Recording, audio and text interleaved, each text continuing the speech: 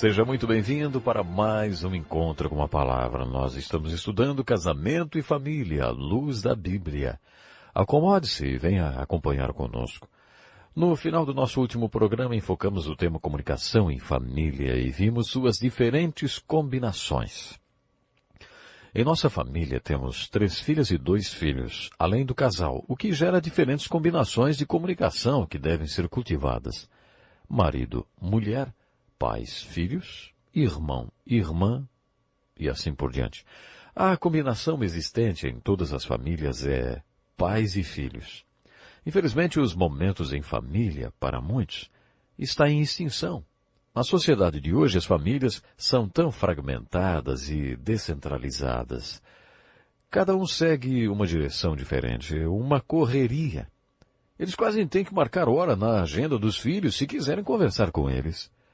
Por isso, as pessoas desistem da ideia do momento em família, de comunicação familiar. Conheci pessoas que davam tanta importância aos momentos em família que preferiam não ter televisão, porque diziam que ela roubaria isso deles. Nos anos 70, a televisão realmente se tornou um problema. Minha esposa e eu estávamos determinados a manter nossos momentos em família e a comunicação familiar. Como todo mundo estava em casa às 5:30 da manhã, decidimos que teríamos nosso momento em família às 6 da manhã com o café. Eu acordava às 5:20 e ligava o som bem alto nas caixas espalhadas por toda a casa. Aí nos reuníamos em volta da mesa antes que as crianças pegassem um ônibus para a escola.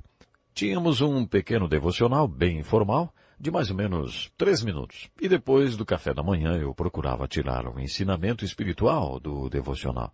Depois perguntávamos pelo que eles queriam que orássemos por eles naquele dia.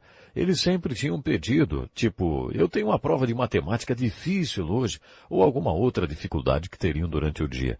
E depois orávamos. Um deveria orar pela pessoa que estava à sua direita. Fazíamos um orar pelo outro para mantê-los acordados. O outro momento familiar que tínhamos era na hora do jantar. Todo dia jantávamos todos juntos e ninguém poderia sair durante 1 hora, inclusive eu. Pus minha palavra nisso e, portanto, a hora do jantar não era nunca violada. Você já deve ter ouvido a história do supervisor que estava tentando convencer todo mundo do escritório a se inscrever como voluntário da Cruz Vermelha, mas só que ninguém queria. Ele mesmo não se inscreveu. Então o chefe dele o chamou e disse, queremos 100% de participação e envolvimento dos funcionários nisso. Ou você se inscreve, ou então está no olho da rua. Então o supervisor se inscreveu. E as pessoas perguntaram, o que é que fez você mudar de ideia? E ele respondeu, ninguém nunca tinha me mostrado argumentos tão fortes como o chefe. Minha esposa tem esse dom de argumentar e explicar tudo muito bem. Eu entendi a mensagem. Hora do jantar, todo mundo em casa. Depois daquela 1 hora do jantar, tínhamos a chamada mesa redonda. Todos tinham que responder a 3 perguntas. O seu dia foi bom ou ruim? Qual foi a melhor e a pior coisa que aconteceu a você hoje? E a última era, você tem alguma coisa para perguntar, mostrar ou dizer? Havia algumas regras para essa mesa redonda. Se alguém tivesse alguma coisa para mostrar, deveria colocar essa coisa embaixo da cadeira. Um não poderia falar enquanto o outro estivesse respondendo as perguntas. Era a vez dele e não podia ser interrompido. Depois que todas as crianças tinham respondido as perguntas, os pais também as respondiam. Como já disse, há pouco tempo fizemos uma reunião de família. Pela primeira vez em 7 anos, estávamos todos juntos, 5 filhos e os pais, genros e noras, netos, todos juntos. E como fazia 7 anos que não nos reuníamos, fizemos nossa mesa redonda na casa da nossa filha e as perguntas eram, como foram esses 7 anos, bons ou maus? Qual foi a melhor coisa que aconteceu nesses 7 anos? Qual foi a pior? Tem alguma coisa que você gostaria de perguntar, mostrar ou contar sobre esses últimos 7 anos? Ficamos conversando até quase 1 da manhã. Era uma noite de sábado e tínhamos muitas mesas redondas para pôr em dia. Você nem imagina as coisas que descobrimos sobre nossos filhos nessas mesas redondas. Vou dar só um exemplo. Um dia nosso caçula, que tinha acabado de entrar na escola, mostrou o desenho que tinha feito. Minha esposa era professora e tinha me ensinado a não dizer o que é isso. Eu deveria dizer, me conta sobre esse desenho. Então eu falei, filho, conta para o papai sobre o seu desenho. Eu não consegui identificar nada.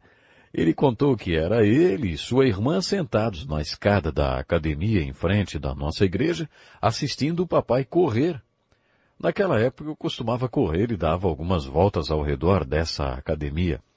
Naquele dia eu tinha levado os dois comigo e os coloquei sentados na escada da academia e disse, contem quantas voltas o papai vai dar. E quando eu passava em frente aos dois, eles gritavam, 1, 2... Depois o gerente da academia disse para eles não gritarem mais, mas só mostrarem com os dedos. E toda vez que eu passava, eles mostravam com os dedinhos em qual volta eu estava.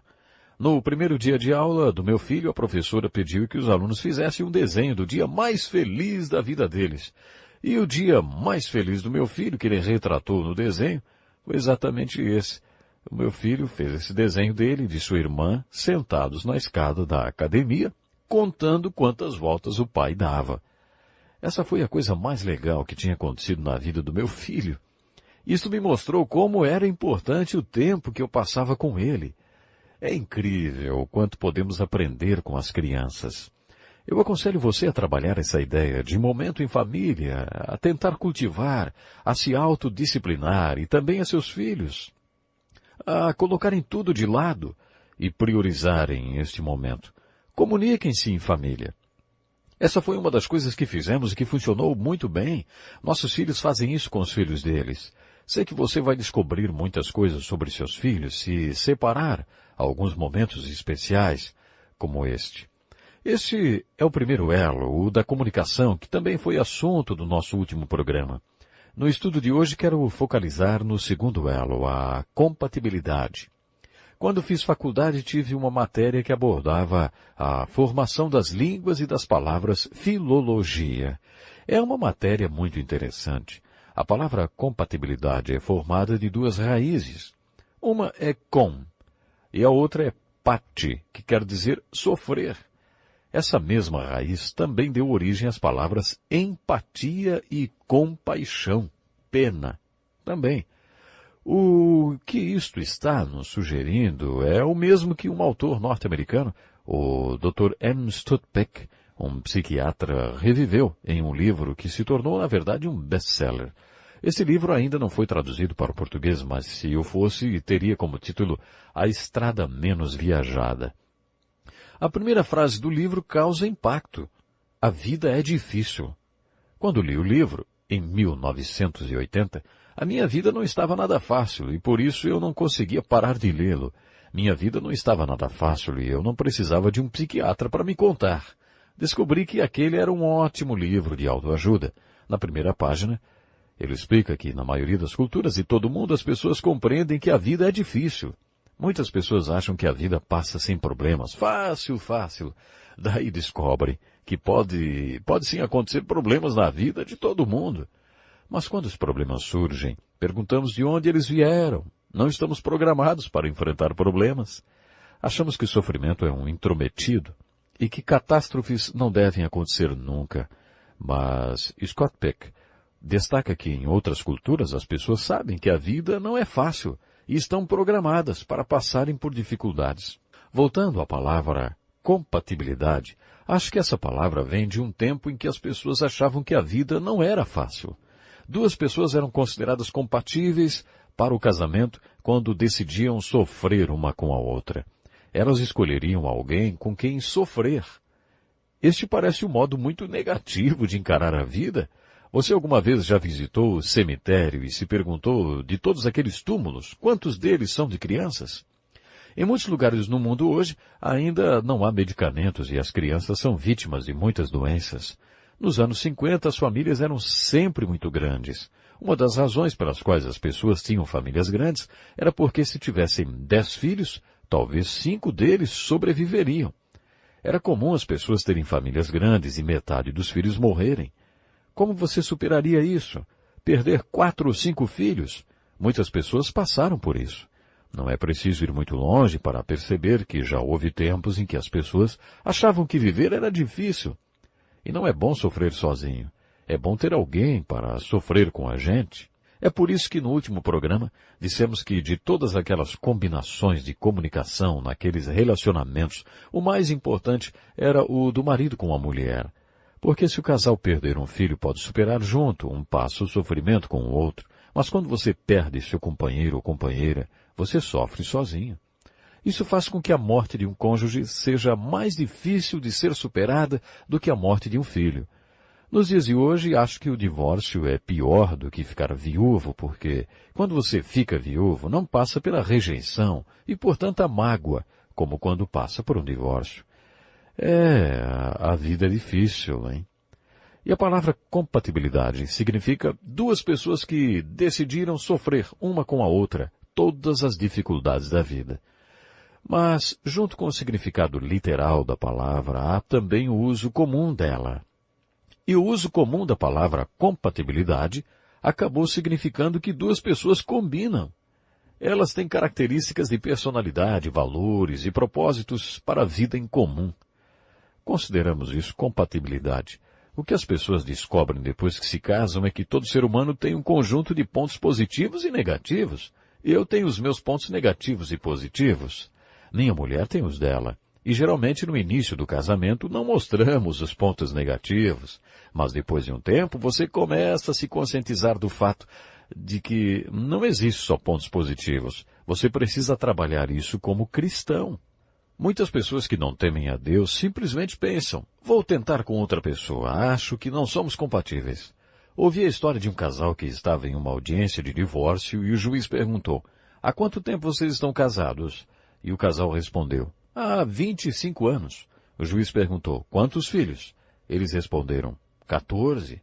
E o juiz perguntou, por que vocês querem se divorciar? Eles responderam, porque não somos compatíveis. Isso é cada vez mais comum nos dias de hoje porque na nossa cultura a incompatibilidade é a base para o divórcio. Na Bíblia há apenas uma razão que justifica o divórcio e com certeza não é incompatibilidade. A única razão é a infidelidade. Mas para falar de compatibilidade temos que pensar também na palavra aceitação. Há muitas coisas no casamento e no seu cônjuge que você simplesmente tem que aceitar. Coisas que não mudam. O que acontece é que muitas pessoas são ingênuas a esse respeito. E, na minha opinião, a culpa é principalmente das mulheres. Elas são ingênuas em achar que depois que se casarem, vão usar seu charme e transformar o marido delas no homem que sonharam para se casar. Que erro! Como muitas já descobriram, depois que ele se casar, será o mesmo e não vai mudar. Sabe, as Escrituras até caçoam das pessoas que dizem que podem mudar alguma coisa. Observe, por exemplo, o profeta Jeremias. Aliás, os profetas tinham um senso de humor muito bom. Ouça o que Jeremias disse. Será que o leopardo pode mudar as suas pintas? Assim também vocês são incapazes de fazer o bem. Vocês que estão acostumados a praticar o mal. É assim que está na nova versão internacional da Bíblia. As Escrituras dizem que nós não mudamos, mas que, sob algumas condições, Deus pode mudar. Por isso você não deve se casar com alguém pelo que essa pessoa será depois que se casar com você. Não vai funcionar. É imaturidade e ingenuidade pensar que você pode mudar alguém. Quando a questão é compatibilidade, você tem que se conscientizar de que deve aceitar certas coisas do seu cônjuge.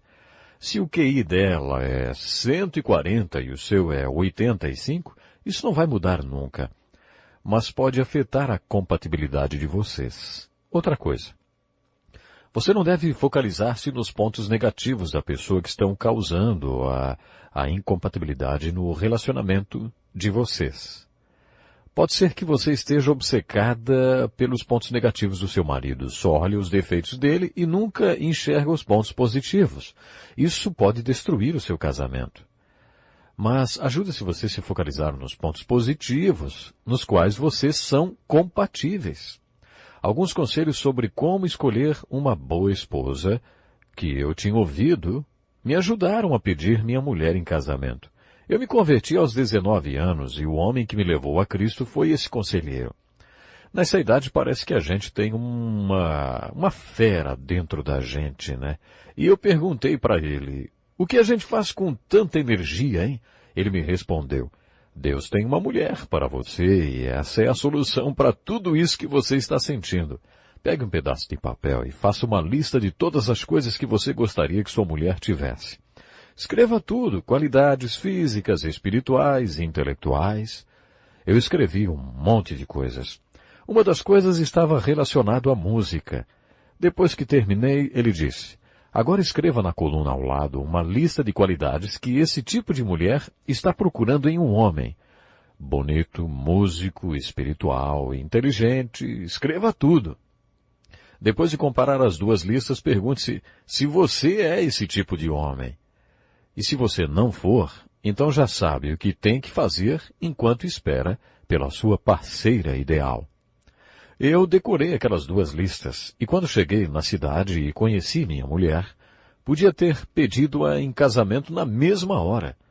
Mas eu esperei pelo nosso segundo encontro, para ela não achar que eu estava sendo muito apressadinho.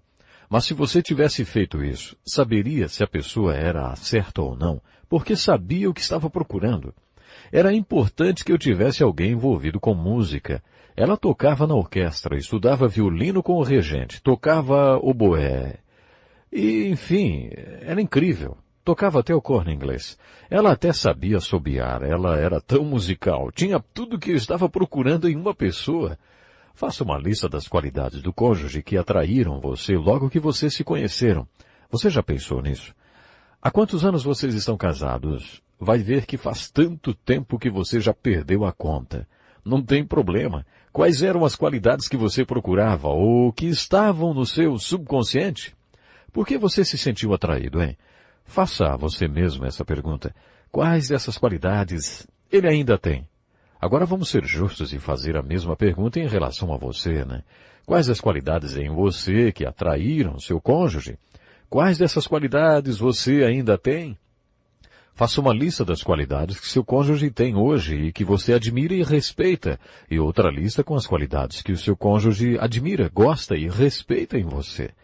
Mas uma sugestão, faça uma lista de todas as coisas em que você e seu cônjuge são compatíveis. Ao invés de focalizar na incompatibilidade, focalize na compatibilidade. Minha filha uma vez me deu um peso de papel que era uma pedra com uma inscrição. Se você não está perto de Deus, deveria estar. Quando virávamos a pedra de ponta cabeça, encontrávamos essas palavras. Quem tirou do lugar? Essa é uma pergunta justa. Se você não está tão perto de Deus como deveria estar, quem foi que saiu do lugar, hein? Foi você ou ele que saiu do lugar, fazendo que um ficasse afastado do outro? Aplique isso ao seu casamento. Eu sei que vocês não estão tão próximos um do outro como deveriam estar, talvez, mas então... Quem é que foi que saiu do lugar, hein? Foi você? Ou foi Deus? O que levou você a se casar, hein? Já esqueceram? Fala-se muito sobre incompatibilidade física. Olha, isso não é brincadeira, é um problema muito sério. A relação física no casamento, o relacionamento sexual, tem 10% de peso no relacionamento. Mas se for supervalorizado, pode significar 90% do problema. Existem muitos casamentos que acabam por causa de incompatibilidade física. Vamos falar mais sobre isso quando discutirmos o último elo. Mas deixe-me perguntar duas coisas se você está enfrentando esse tipo de problema. Quanto da incompatibilidade física no seu casamento estaria resolvida se você estivesse centralizado no seu cônjuge e não em você mesmo, se você realmente se preocupasse mais com o outro do que com você mesmo? Pense nisso. Quanto dessa incompatibilidade física estaria resolvida se você pensasse mais no outro? Quanto do problema se resolveria? Na verdade, a maior parte do problema de incompatibilidade não é uma questão de química, porque na verdade a parte física do relacionamento corresponde a 10% do casamento.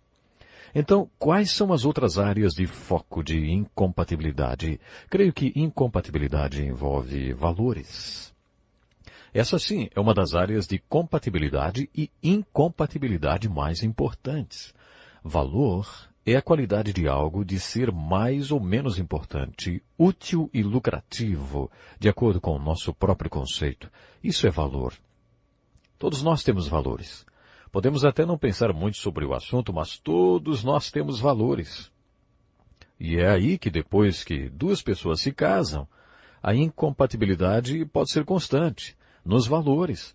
Valores têm a ver com o que gastaremos o nosso tempo. Você já teve problemas desse tipo? Eu não tirava um dia de folga havia uns 10 anos, e uma das razões disso era porque o dia de folga acabava sendo o pior dia da semana. Não conseguíamos chegar a uma conclusão sobre o que queríamos fazer ou como gastaríamos o nosso tempo. Você tem problemas de como gastar o seu tempo? A que você vai se dedicar? Vocês nunca discutiram por causa disso? E dinheiro, hein? Em nossa cultura, dinheiro significa como você gasta o seu tempo. Quando estamos gastando dinheiro, também estamos gastando um tempo precioso da nossa vida. Você já discutiu por questões financeiras? Como você gasta o seu dinheiro? Essa questão é a que mais gera perguntas por parte de nossos ouvintes. Isso porque as pessoas brigam e se desentendem por causa das finanças.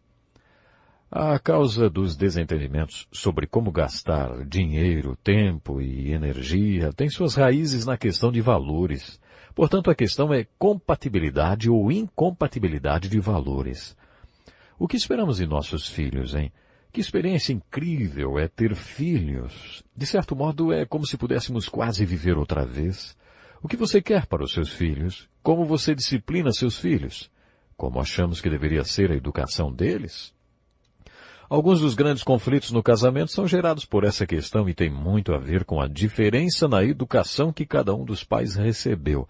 Eu tive uma adolescência difícil, com péssimos hábitos e más influências. Converti-me aos 19 anos. Com a minha mulher foi exatamente o contrário. Ela sempre foi uma boa criança e adolescente, era presidente dos jovens na igreja e tudo mais. Ela não poderia ser mais certinha. Parecia que ela nunca tinha feito nada errado na vida. Era isso que eu pensava. Mas devido à maneira diferente como fomos criados, tínhamos uma ideia diferente sobre a educação de filhos. O que fazer quando uma das crianças precisa ser disciplinada? Isso pode gerar muita briga. Está vendo? Isto também é uma questão de valores. Estamos falando sobre compatibilidade de valores. Quando estamos falando principalmente de casamento evangélico, o assunto compatibilidade é muito forte. É uma área muito sensível e talvez eu desagrade a muitos que estão me ouvindo agora. Mas esse é um assunto importante. Como você vê o papel do marido e do pai? E o papel da mulher e da mãe? Essa é uma questão de compatibilidade de valores muito importante. Vocês têm o direito de decidir quais serão esses papéis, desde que os dois cheguem a um acordo. Existem homens que preferem ficar em casa e não veem problema em a mulher sair para trabalhar. Qual é a definição do papel do homem e da mulher? Esse é um país livre. Você tem o direito de achar o que quiser. O importante é que o casal entre em um acordo. Mas se você quer ter um casamento cristão, esses papéis devem ser definidos de acordo com a Bíblia. Você deve se lembrar que toda essa ideia de casamento e família é de Deus. Foi Deus quem inventou o casamento e a família. Por isso devemos guiar o casamento e a família de acordo com as Escrituras. Na Bíblia encontramos a definição desses papéis para o homem e para a mulher. Se no casamento os dois são crentes e creem na Bíblia como guia para as suas vidas, vocês têm grande chance de encontrar compatibilidade. Se para começar vocês têm esse elo espiritual, as chances de serem compatíveis são grandes, porque vocês têm os mesmos valores. O que diz a palavra de Deus? A palavra de Deus tira todas as dúvidas. Resta ainda uma pergunta: como você interpreta esses papéis, hein? Na Bíblia há textos que definem o papel do homem e da mulher. Você não é obrigado a concordar comigo, mas reflita sobre o que eu vou dizer. Quando a questão é o papel do homem e da mulher, o primeiro argumento que surge é cultura, a diferença cultural entre os tempos em que a Bíblia foi escrita e hoje. Por exemplo, as mulheres não iam para a escola, o que limitava a atuação delas. As pessoas destacam os fatores culturais que interferem na interpretação do texto bíblico. Está certo, concordo com isso.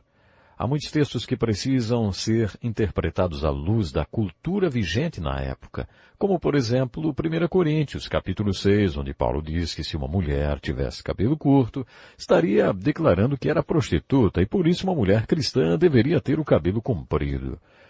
Se este costume não existe na cultura de hoje, não importa se o cabelo das mulheres é curto ou longo, certo?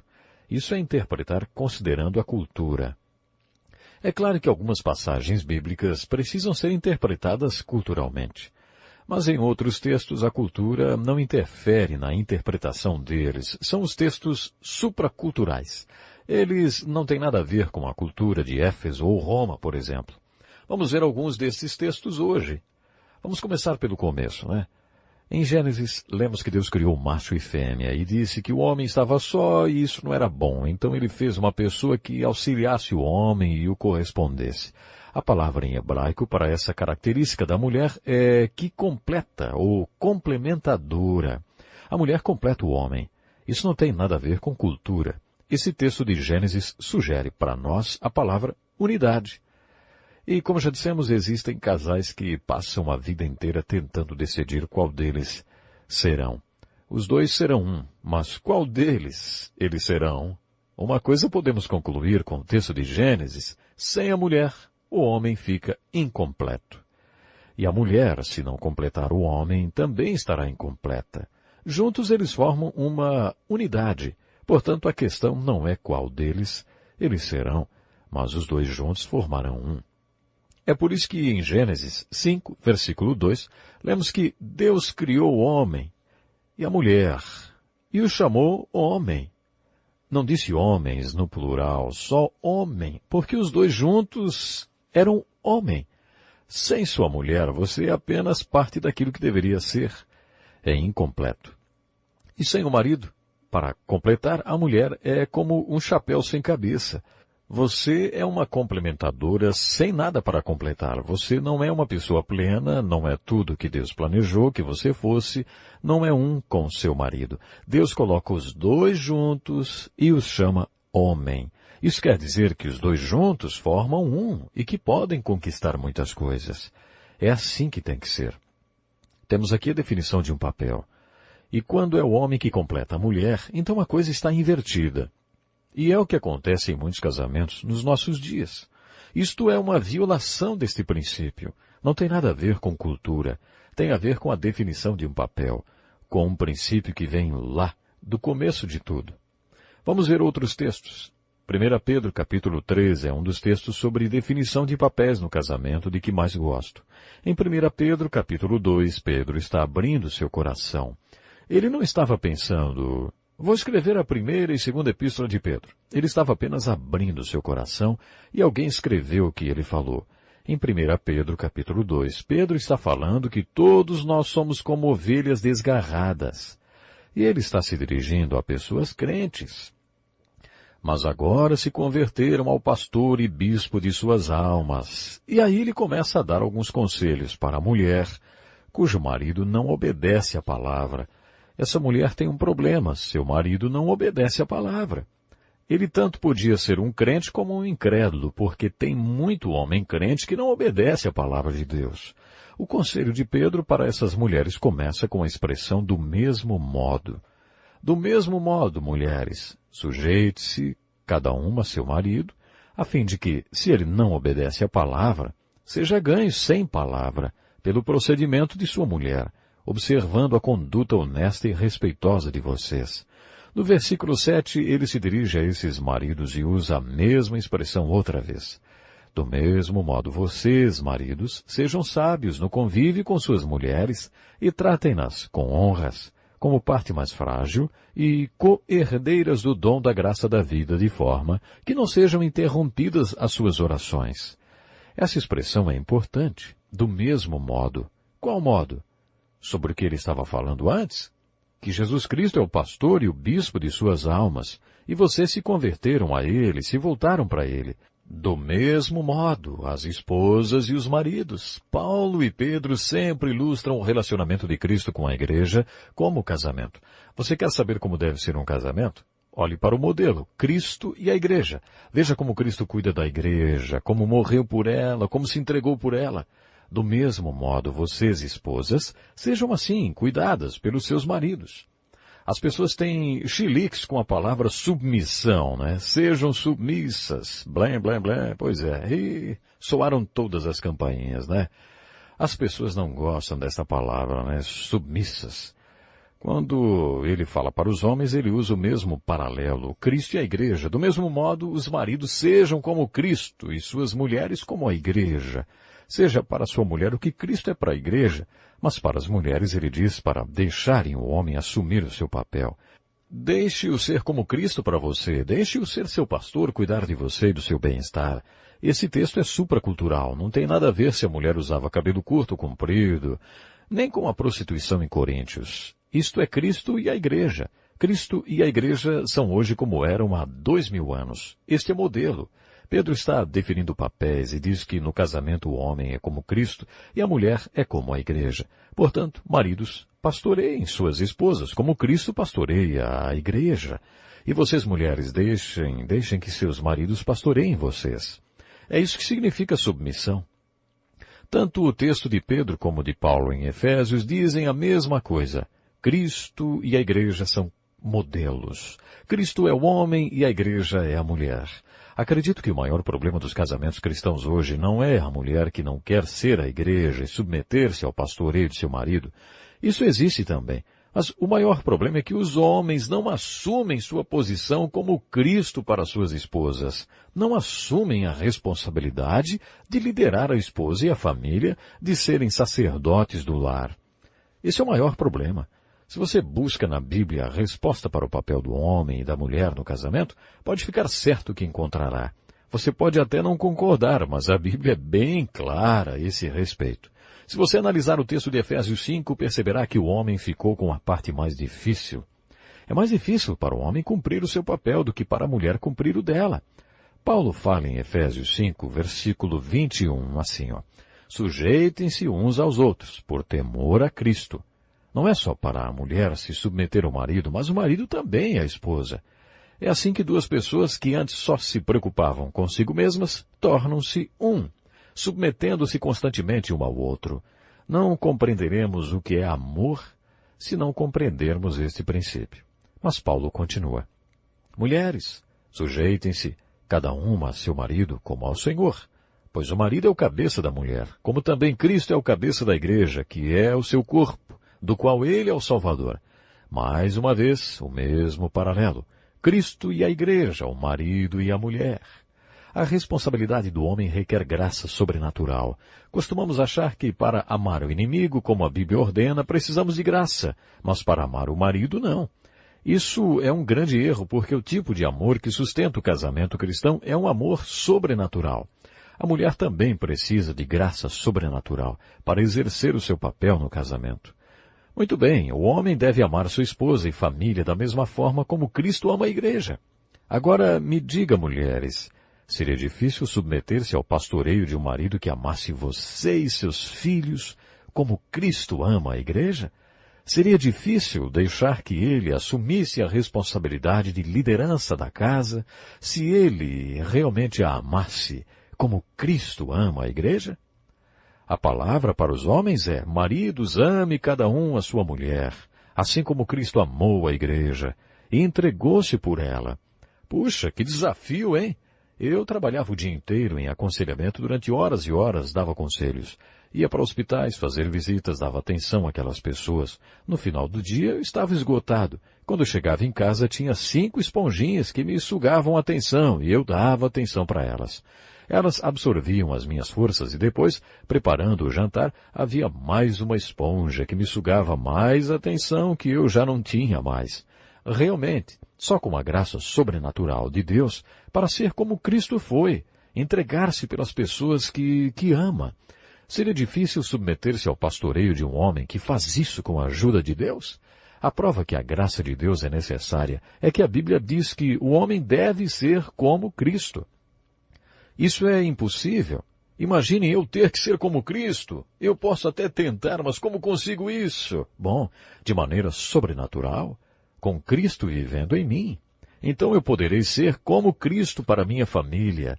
E é essa a responsabilidade dos homens. A responsabilidade da mulher, eu acho, é mais fácil. Afinal, o que é ser submissa?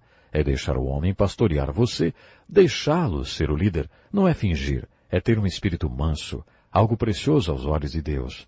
Quando uma das minhas filhas ainda era pequenininha, estávamos no carro e eu queria que ela ficasse sentada, mas ela teimava em ficar de pé. Eu puxei seus pés e ela caiu sentada no banco e quando já estava fazendo beicinho para chorar, eu perguntei, qual o problema? Ela respondeu, por fora estou sentada, mas aqui dentro estou de pé. Muitas mulheres exercem seu papel de submissão desta forma, só do lado de fora. Mas o que Pedro está dizendo é para que seja uma atitude interior, doce, silenciosa. E aí está o problema, né? Se o marido não está obedecendo à palavra, se o marido não é como Cristo, o que a mulher deve fazer? Ela poderia tentar colocá-lo em seu lugar, dar uns sermões? Pedro diz não, que o marido seja ganho sem palavras, no silêncio. Por hoje temos que parar por aqui, mas não perca o próximo programa, vamos continuar. Até lá então.